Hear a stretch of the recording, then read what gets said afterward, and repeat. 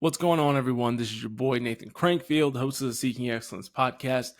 And this is the episode people have waited for quite some time now. For the last year, people have been talking to me about this topic, coming from the episode that I did last year, which was called An Honest Review of Self-Fundraising and Catholic Nonprofits. It has been quite the year, which I'm going to talk about in this episode. People have talked to me about it from strangers. I literally was at a wedding a couple weeks ago, and there was this woman who was probably 60 years old that came up to me and said, "You're the podcast guy." And I said, "Yeah." And she had a smile on her face, which I didn't know which way it was going to go. I was talking to the bride's mother, who has a daughter who's a Focus missionary, and she was less pumped. But then as the other woman started to explain why she liked it and some of the issues that she's found, she shared some of her experience with me of supporting missionaries over the years and the relationships that fell apart in her life with her friends after she stopped supporting their children when they were missionaries. I heard dozens of these stories, if not more than that, over the last year of my life, as I've been known as the guy who was willing to talk about it. She was telling me how courageous she thought that it was that I was willing to speak about that while living in Denver. And in today's episode, you're going to hear about why people believe that. I know when people first would come to me and they would say, like, "Wow, I can't believe you finally said that. I can't believe somebody finally said something." It was amazing to me to hear that at first, this idea that it was courageous to say something like this. The way that we were treated for the next year, my wife and I don't mean to exaggerate this or dramatize it to act like it was horrific, it wasn't treated like a black man in Mississippi in, 1920, but it was definitely some outcasted looks, many negative comments and things like that. But I want to get into the nuance of that in today's episode. Now, in today's episode, if you listen to my intro from last week, I did not plan to talk about this as much as I did.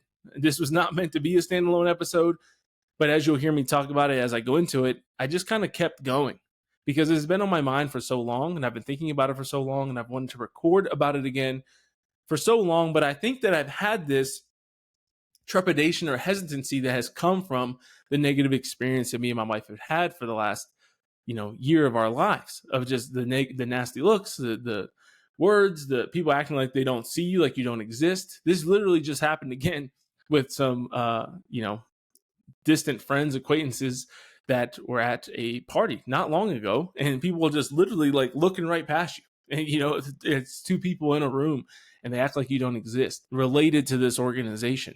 And it's interesting to me. It's just been really intriguing. And my main mission with this episode, before we even get into it, my main mission is to call the organization higher. I think that we've been doing this as a church, and this might be redundant because I recorded this episode a few weeks ago, but we as a church, we've been doing this now for about 20 years. And maybe somebody from Focus will join me on an episode and clarify anything that I'm about to say that's wrong. But it's my understanding that this model of self-fundraising, having your employees raise their own salary, has only really happened in the church for the last 20 to 30 years. It's my understanding that they were one of, if not the first organization to roll it out. And I think one of the things that came up in this conversation at this wedding recently is I just think that it's time for us to review it. And let's analyze how we've done it well, where maybe it could be improved. What I don't think is a solution is just that we make the assumption and we just play nice and we just act like everything's okay, even though there's a growing animosity, a growing negativity towards the model, towards people asking for money, towards your friend who goes and joins the organizations that fundraise and they call you a couple weeks later and ask for what some people is a sizable amount of your income each month to be given to them for their income and for their needs.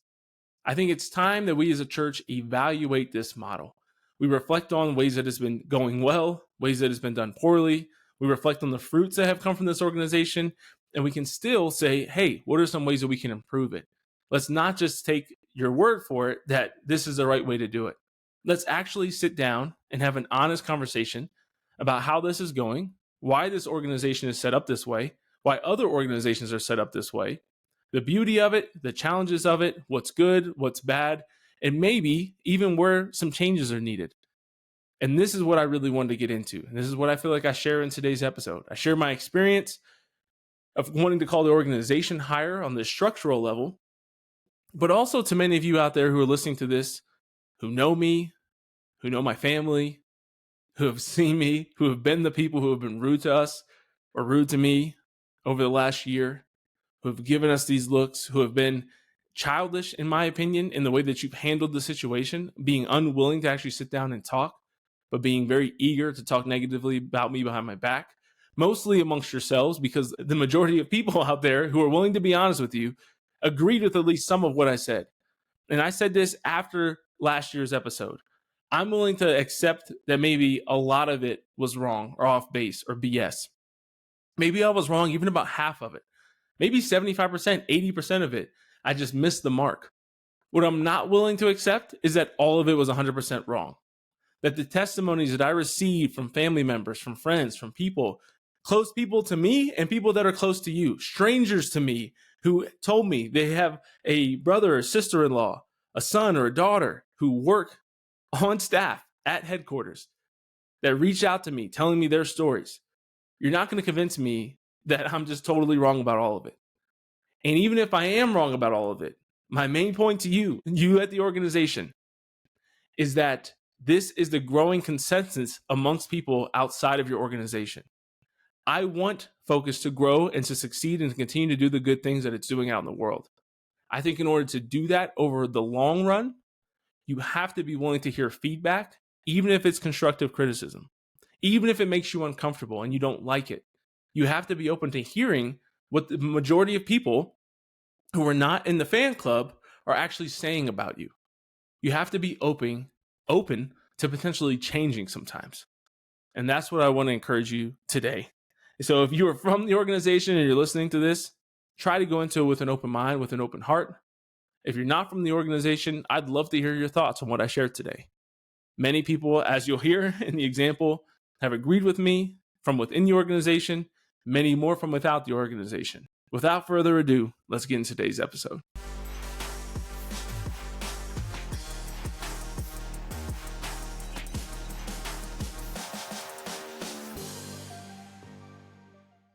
All right, this one was really fun. Number 14, making any sort of criticisms of Catholic nonprofits, and especially self-fundraising model of many Catholic missionary organizations, can get you a lot of heat, pushback, and even hate. Man, this was a wild time. I'll never forget this experience of my life of just talking about self-fundraising in general and having so many people from Focus just express disdain for my existence. It was really amazing.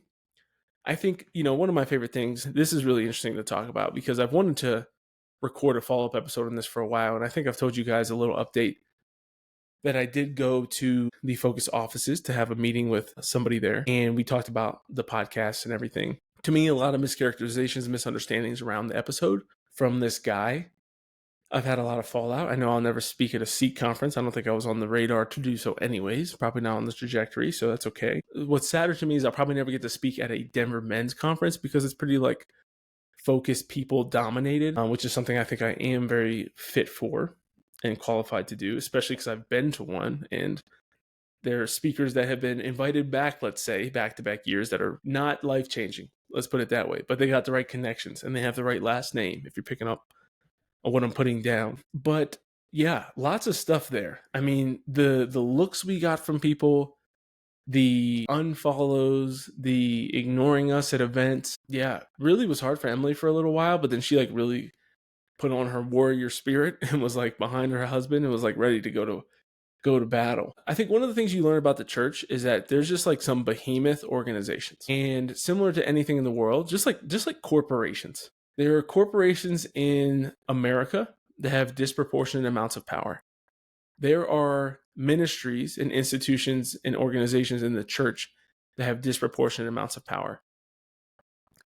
I think I might have shared this before. There's somebody who I lost a lot of respect for. It's a woman. She's a Catholic influencer in her own way. And she went off on a podcast that we recorded together that we never released. She went off when I asked her just about what do you think about self-fundraising? She's a former Focus missionary herself. And she goes off. Now, my episode, again, I tried to not criticize specifically any one organization.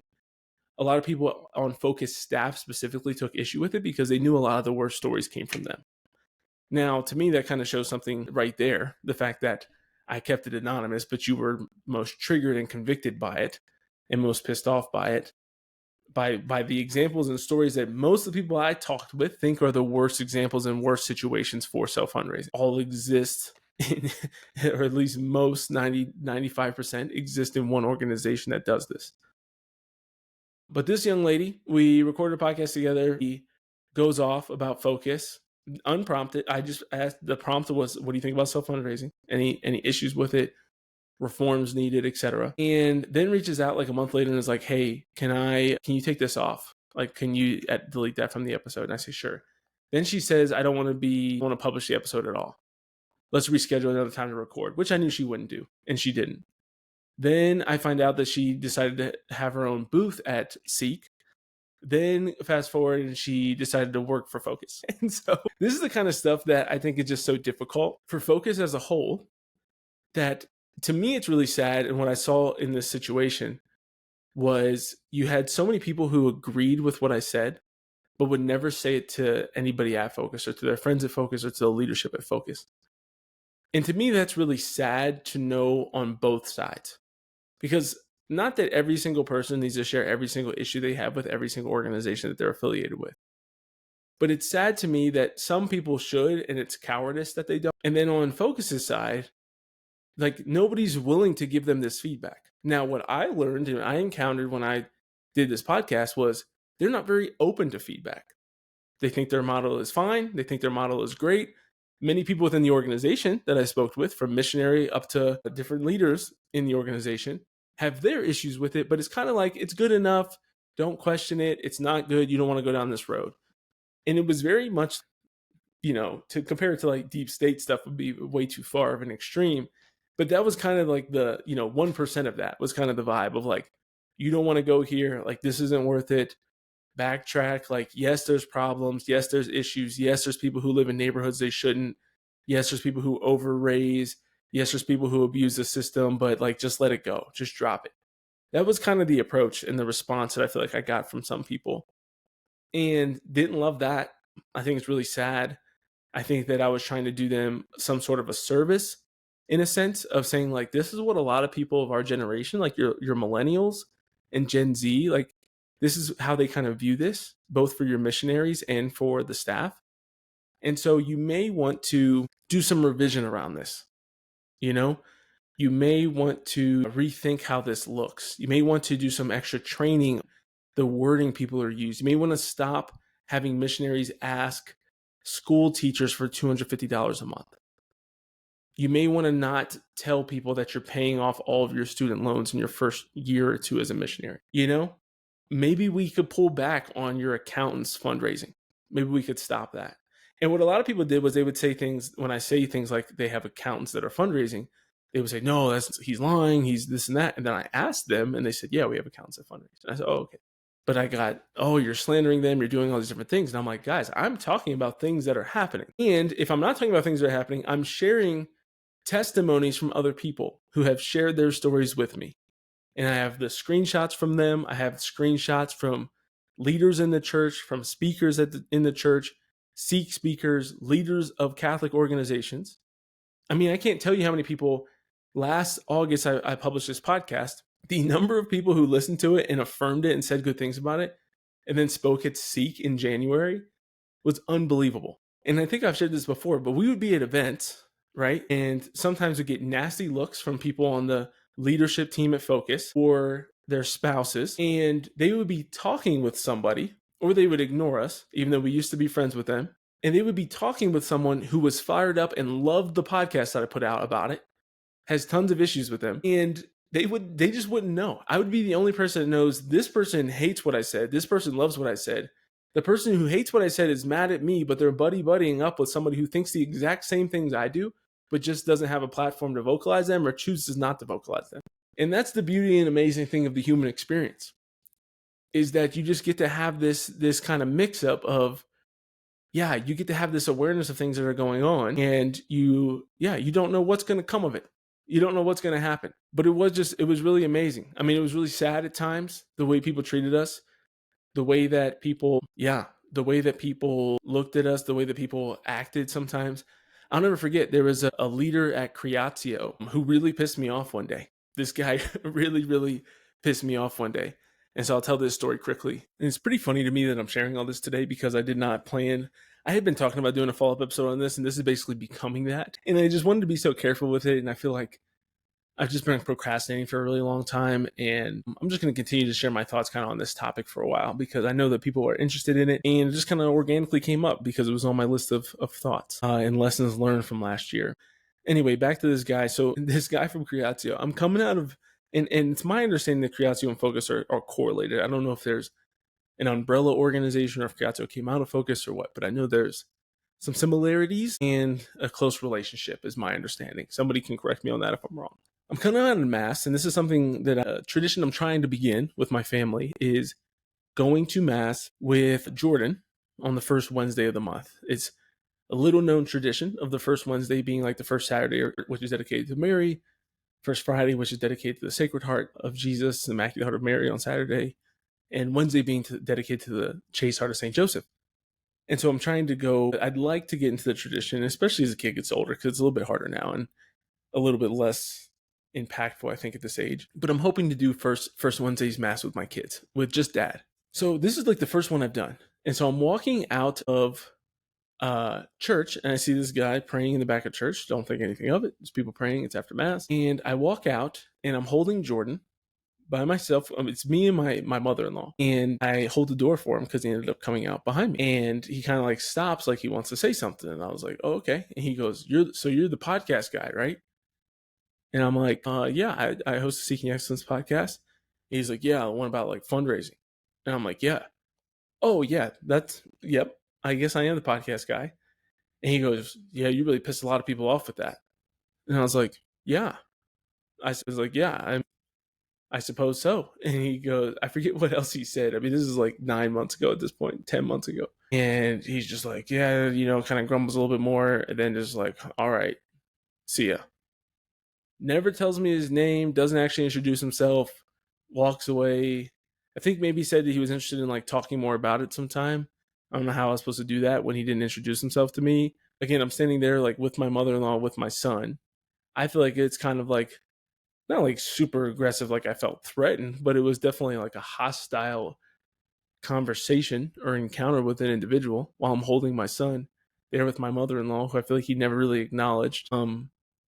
Saw him a couple more times at Mass, and yeah, not really that awesome. And these are just kind of, I share that story just kind of share like, these were kind of the like random experiences we would have. And the thing that was amazing to me was the argument from so many people was what I was going back to earlier, what I was alluding to earlier, that you should just let it go. They do so much good, so you shouldn't criticize, you shouldn't call for change or call for them to improve at all because of the good that they do. Yes, these things are inappropriate. Yes, some of these things are actively bad. Yes, I agree with you, some people would say, that some of these things should not be happening under the umbrella of missionary within the Catholic Church. However, they do enough good. You don't know enough about their situation, so just let it go. And then you would have experiences with people who were triggered by it or were pissed off by it. And these were the encounters. Sometimes, and I give shout outs to the people who did. Thomas Wirtz, was willing to sit down and talk with me once. John Zimmer, I met at Lourdes at an RCIA night, and we never really talked about the podcast or anything. Feel fairly confident that he's aware of it. And he was very kind to me, came up and said, I don't think we've ever gotten to meet before. I'm John, and he did a great job leading the class, which was on contraception, I want to say. It was a morality night, and he crushed it. And it's really funny to me. So I want to give shout outs to the people who did it well. But it was just amazing to me how, I mean, there's another woman who is, friends with Emily's known for a long time and had always been friendly to me. And then I remember seeing her at a basketball game, one of the Catholic sports games that I was playing, and just like literally would like look past me. When somebody's like actively ignoring you, right? Like talking to one of my teammates and like acting like I'm not present. Like I feel like a ghost, right? Like I'm just existing and not around this person. And that kind of stuff to me, for somebody who's a lifelong, you've been in Focus for 15 years, maybe longer than that. I have no idea. And this is like your whole thing. How much criticism? I know the organization doesn't get a lot of criticism. At least I don't hear much about it because so many people were like, thank you, somebody finally said something. And so I'm like, you don't get that much hate. And I'm not saying that you should get a lot of hate. In my podcast, I shared how much focus has meant to me throughout my life in my conversion, especially during my college years. I shared that I gave to missionaries for 7 years, I think it was, like thousands of dollars. I always had 2 missionaries and I always gave them more than $100. I gave more than $2,500, sometimes $3,000 a year to a missionary, to 2 different missionaries. So think about that. I'm still friends with the missionaries that I supported. Some of the missionaries I supported reached out to me and said, "Hey, I thought this was awesome," when I released the podcast. And they know, obviously more than anybody, that I was supportive of the organization, that I support going to Seek, that I support that Seek exists. I've sponsored people going to Seek, these types of things. And so to me, the idea that I was just bashing just to bash is ridiculous. I kept it anonymous to try not to say Focus does all these bad things. Then they still were the only organization. I had a podcast, a follow-up podcast with Seth Schluter from Damascus. We had a great conversation. I invited, open invitation to anybody at Focus, and it still exists, to come to Seeking Excellence and have a conversation with me about this. Clear the air. If I'm wrong on all these things, which I was corrected on some things, I feel like to an extent, not fully. There were some things, like I had conversations with people, they'd be like, "You said we didn't have a cap." And I was like, "I don't think I said that. I said that your cap is pretty high. I think I've been told that somewhere around $72,000 a year for a missionary, which again, in certain states is a lot of money if you're a missionary. I know a lot of missionaries live on a lot less than that. And I could talk about some of my suggested reform in that if people are interested in hearing that. But I think that's crazy to me to come to me and say, "Oh, you said we don't have a cap." And I'm like, "I don't think I said that. Like, play me the clip, because I don't think I said that Focus does not have a cap. I said that some organizations don't have a cap, but I didn't say Focus doesn't have a cap." And then I would say, "Okay, well, what is your cap?" And they'd say, "Oh, I don't know what it is, but I know it's out there." And I'm like, "So you knew you were having this conversation with me, to sit down with me in your building? This is one of your primary objections, and you know that it's one of my primary objections to your thing, and you didn't bother to ask somebody what your cap is? You work directly with missionaries and you oversee missionaries, and you don't know what the cap is at the organization?" I'm talking campus missionaries. I'm not saying you need to know every single cap. I'm sure there's different caps and family size and all that stuff. If I'm a single male missionary at Oklahoma State University, what is my maximum salary? That's what I wanted to know. And we can debate that, and we can even have differences, and they can disagree and say it should be $80,000 a year. And I'd say, "Okay, I disagree." And my thing is just, individuals, if you're giving, you should know if you're giving to somebody who's making $80,000 a year. And if you're giving them $1,000 a year, maybe you want to give half of that to something else, to a pro-life organization, or to the Sisters of Life, or to the Nashville Dominicans, or to the CFRs. Maybe you don't. But my whole thing was just about, my main message to individuals that listen to my podcast was, be intentional with who you give your money to. I don't think you can count it as a tithe if you're giving money to somebody who is making $60,000 a year and buying a new car and living a plush lifestyle at a university and having fun and going to football games and doing all this cool thing. I'm all for missionaries immersing in life and having a good time. I think the labor deserves his wages and all of that. You get to decide. You can disagree with me as a listener. This is one of the beautiful things about life, is you can disagree with me and we can keep listening, and you can wait for me to get to point number 15. Or you can fast forward to it if you want. If you think this is stupid, you don't have to like this. You don't have to listen to it. Isn't that an amazing thing? That we get to have this opportunity as intellectuals, as human beings with the gift of reason, that we can say, "Okay, I disagree on this," and we can wrestle it out. And somebody could come from Focus and we could disagree. Why can't I ask these questions? Why can't I ask the question, "Hey, I found a lot of tax return information for a lot of Catholic nonprofits online while doing the research for this episode. I couldn't find Focuses past like 2014. Why is that?" I just think it's a good question. I could see Dynamic Catholics. I could see the Augustine Institutes. You can see St. Paul Center. You can go on and see how much money the top 3 people, I think it is, at these organizations are making. You can see their tax filings. You can see a lot. Now, Focus does distinguish or print out its annual report. You can go on their website and see their annual financial report from last year. You can see their financial surplus that they had from last year. I'm not saying any of that's bad. You guys make it public that there was a substantial surplus of money last year. And so my thing is, if you have that much of a surplus of money, just pay the, like there's just certain positions, just pay the staff. I get the pushback of like, well, we can grow more because we do this. Every organization could grow more. Hallow could grow more. The army could grow more, right? If they made soldiers fundraise their salaries, they'd have more money for weapons, for training. For every organization would be better and bigger if they didn't have to pay their employees. But that's part of business. It's part of mission. It's part of an organization. And so I think it's just my personal belief that this model is getting out of hand in some ways. And I don't know why that's crazy to think about. We've been doing this model, for 20 years now as a church? And it's a way to kind of almost get free labor, which we used to exclusively get from like religious vocations, people who were committed to lives of poverty and owned nothing. And so this idea that you can kind of live like a religious vocation, where your whole life is around evangelization and mission and ministry and prayer and sacraments, and you can live like a middle-class lifestyle, is new. And so let's talk about the ways that we've been doing it, and it's increased evangelization efforts, and it's led to some beautiful and amazing fruit in the church. At the same time, maybe some of it has gotten a little out of hand. And you guys can come on and talk to me about the ways that you've kind of fixed that. Share with me some of the bad examples that have happened, and you've had to rope people in. You've had to correct a few.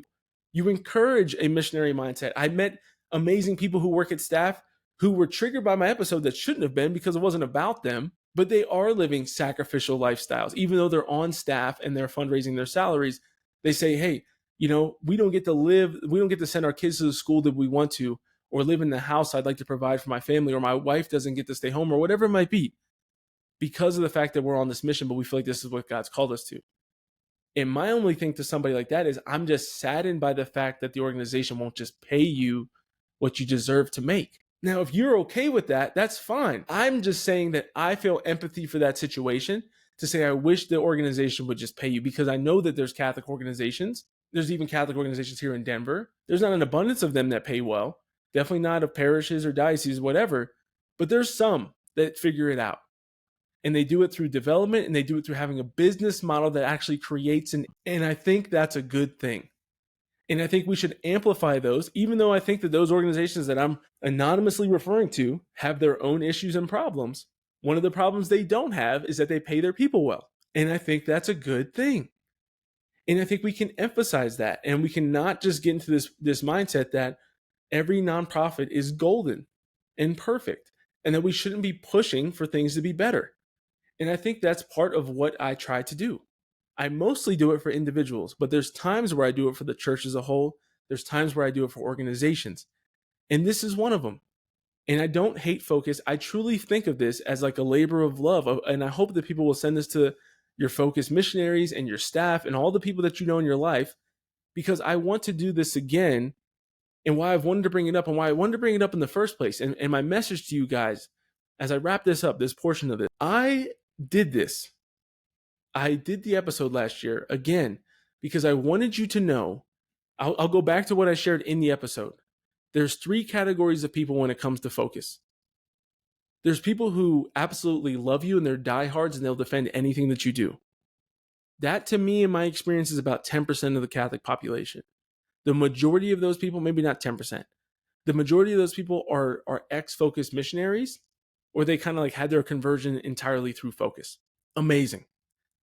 The next group of people is this large chunk that I think is like 80 to 90% of the Catholic world that thinks Focus is a great organization, thinks Focus has done amazing work in the church, thinks Focus is for the greater good of the church and is a net positive, but thinks there could be some reform in the way missionaries are fundraising, thinks there could be some reform in the way they're going about some of their evangelization, and thinks there could be reform in other ways in the organization. Then there's a third group, small percentage, but a vocal percentage once this came up, that hate Focus. They hate the way you do things. They've been burned or hurt by missionaries, by people out there. They have negative views of your leadership from the top to the middle, and then all the way down to some of the missionaries. They think the way you recruit is bad. They think your net impact, they think you do some good, but they think you do a lot of bad as well. People treated me as though I'm in that third category. But the truth is, whether you want to accept it or not, I'm in the second category. I think Focus is a great organization, and I think there's some reform that could be had. Now, you're right, I don't work there, and I don't know everything, and I don't know everybody's individual situation. I'm telling you that if you want to clear this up for the people that are in the middle, the people at the end, the people who hate you, you're not going to convert them. Let them go. You're going to have people that hate you. That's part of doing business. There's a lot of us in the middle. Maybe we are confused. Maybe we are misinformed. Come talk to me. Come clear the air. Don't ignore me at basketball games. Don't be rude to me when I'm holding my newborn son, my infant son, after mass like a freaking child, like a grown man child. You can't introduce yourself to me. You don't know how to act. Don't be a coward and rant about focus on a podcast with me and then say, oh, no, I didn't mean it. Like, take it down. Don't post it. Then don't say things you don't mean. I'm not telling you to rant and badmouth anybody, but say what you mean and stick behind what you say. Don't tell me you're going to reschedule and record another podcast when you're not. Be mature adults. We're called to be Christians. We're called to be mature. We're called to love each other. If I'm wrong, come correct me. The reason why I'm vocal about this is because there's a lot of people who feel this way. You can deny that, but I think that's going to be at your own peril. I think that the idea that you're just going to write off that huge middle because you think that the first group is 80% of the church, and it's not. The people who will just defend you and think you're amazing and immaculate. That's not the majority of the church. I'm telling you just because I talk to a lot of people about this. And maybe you can say, if you want, Nathan, this is a small podcast, small account. He doesn't know what he's talking about. He's talking to the wrong people. If I could tell you the names of people, of leaders in the church, of these big people that you know, that you love, that you promote and endorse, that you go to mass with, that you sit with, that you're friends with, who expressed similar interests. There's a reason why it was the most listened to podcast almost ever of Seeking Excellence. Thousands and thousands of people listen to it. It's still to this day. Why do I keep bringing it up? Because still to this day, it's one of the most talked about things in my circles. I meet people. I was at a birthday party 2 weeks ago, and somebody said, Nathan Crankfield, why does your name sound familiar? Oh, you did the podcast on fundraising. And I said, yeah, that was me. And when somebody says that, I'm like, I don't know if they're pissed or if they love it. They're like, dude, that was so good. People are still bringing it up. If you want to know, because I know a lot of you guys, you want to attribute malice to my heart. I intentionally started a series on 7 habits of highly effective people. I didn't have that planned out. This podcast that I recorded that I didn't think much of took off, gained a lot of traction. I could have done this episode. I could have done episodes and lives recording after every bad experience that I had with one of you guys. After Seek, I was ready to burn it down after Seek. The looks that I got from people, the nasty, oh my goodness, dude. The way people treated us and looked at us, I was ready to burn it down. I was ready to go scorched earth. Share all the stories. I was going to share names. And I kept waiting. You know why it's been a year since the last podcast? Because I didn't want to make this a thing. I didn't want it to seem like this was like a hit piece. I didn't want to say, okay, now I'm going to go into it. I'm going to look for the financial information and share my screen and go deep and kind of expose this organization. I didn't do that, did I? I posted the podcast and I moved on with my life. I could have got more traction. I could have got more listeners. I could have got more followers on social media had I made this a thing and just gone deep into this. But I didn't do it. Why? Because that wasn't the purpose. It wasn't the point. I never meant it to be that. And so what I did was I moved on. And every time you guys pissed me off and I wanted to say, I'm going to go home and record tonight, I didn't do it. I waited months. And the things that I could have done, I didn't do. And I don't say that to say, oh, look how great I am. I'm saying that because stop telling me that I just did it just for clicks or I did it for I'm telling you that I'm doing this because I think that the church needs it. I think the church needs focus and the things you guys bring to the church through your events and your evangelization and your mission. But again, if you just listen, I posted on my social media a clip the other day from Catholic Stuff You Should Know of them talking about, I feel like when you're asking me to donate to your mission trip, like I'm funding your vacation. And people hit me up all the time as a priest asking me for donations and for money. Some people are getting tired of that. And so maybe we should do some refinement on how much money we're raising, the type of lifestyle we're living. You don't have to, but my main message here is to focus. I think you could use some reform. I think you should come on the podcast and clarify some of these things that you think that I'm getting wrong. I'm happy to be proven wrong about these things. And 2, I think you need to be careful with how much power you're wielding. I don't appreciate the person who was scared to say anything to criticize the organization at all. Now, if you're going to go work there, sure. But before that, the fact that people are scared to vocalize this publicly at all because of the backlash they're afraid they'll receive from you, the fact that people reached out from your organization, multiple, to leaders at my workplace and asked me to not do it. That was one of the most things that made me so mad. I remember talking with somebody from the organization that I'm friends with, that I speak highly of. And he said, man, if you were going to say all this, if you had all these problems, you should have come to us first. You should have let us know, and we should have talked about it first. And to me, that doesn't imply guaranteed toxic behavior, but it can be, right? Because it can be like, let us talk you off the edge and talk you out of posting about this, so we don't have to make any changes, but you don't give us any bad press. Not saying that's exactly what the heart was, but it kind of feels that way. Of like, we don't want any bad press, so let us kind of like wash this over with you, and then we can go about our day. But this was the big thing, was you should have come to us. And I said, okay, I've been posting on about it for social media for over a month. You had two different people, one of whom's on your leadership team, and I know who it is, and I'm not going to say their name. And they reached out to somebody on my leadership team at my company and said, hey, tried to flex our professional relationship between the organizations and said, hey, I don't think that you should let your employee post this. I don't think you should let your employee publish this episode. I said, so you guys knew before I did all this that I was going to do it. You guys knew that I was talking about it. You knew that the podcast was coming out in a week. And that person didn't email me. I didn't get a DM on social media. I didn't get a message saying, hey, let's chat.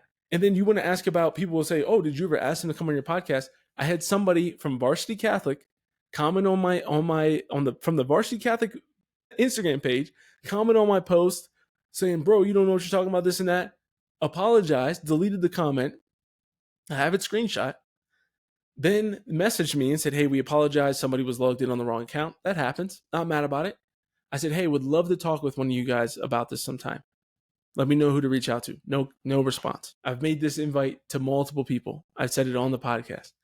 You can reach me at nathan@thosewhoseek.org.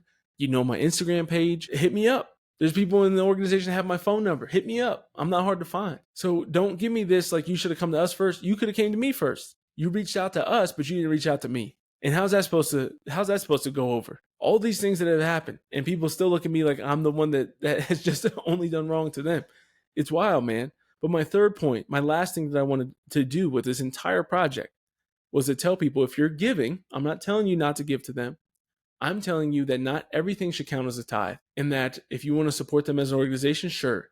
But my only hard take about tithing, if you remember from the first episode, and I still stand by this, is that your only tithe can't be to missionaries. You can't just be giving money to missionaries that are at college campus 1,000 miles away from you, and that's your only giving. You and those young people, I know I spoke to young people, former missionaries, good friends of mine making good income, that said, oh man, that's us. And I said, guys, you have to give to your local parish. You have to give to local causes. We have to stop this anonymous charity that goes just far out, and we don't actually get to see the fruits of it.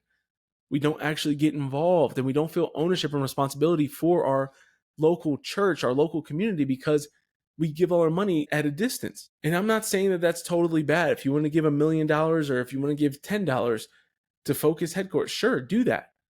But you can't do that and not give anything to your local community. Whether that be your parish, you have to give some money to your parish. I think that is like moral obligation. Like, it is under the like the weight of sin if you're not giving to your local parish at all. But then next, outside of that, I think your next priority should be your local community.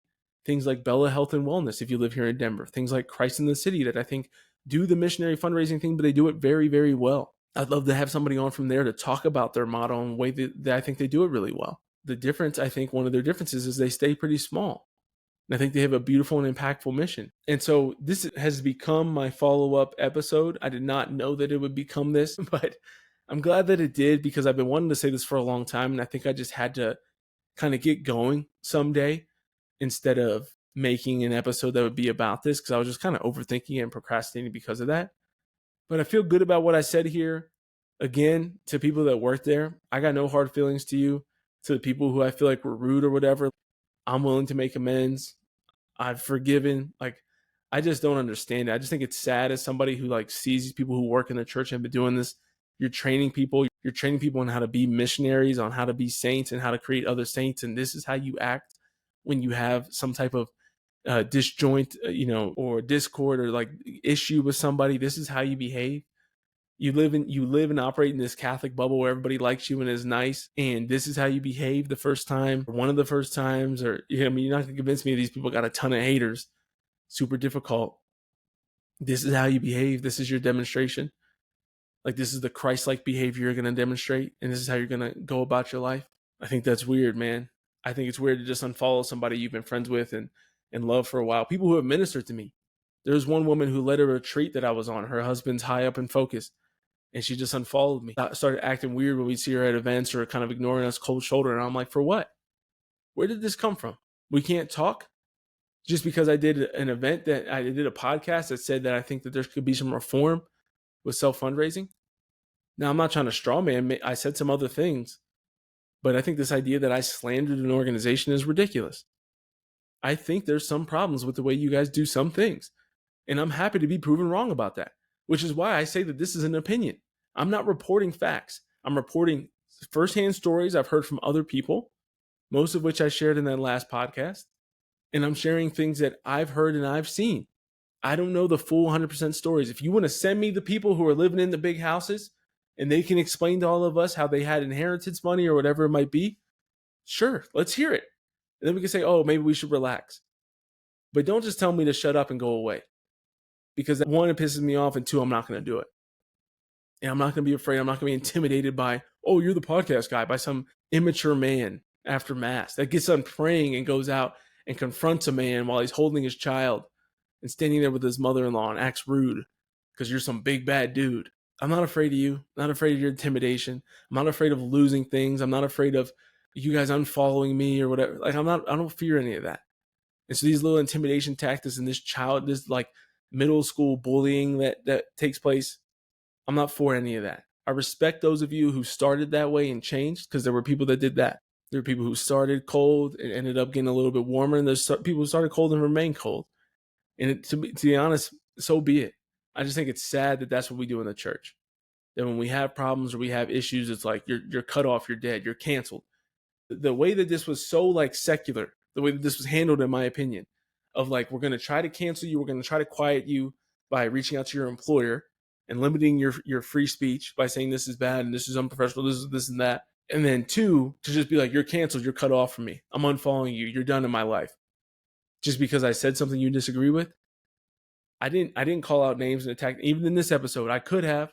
I thought about it. There was days when I almost did, because you guys really made me mad, but I didn't do that. And I'm not saying that I've been perfect in this situation.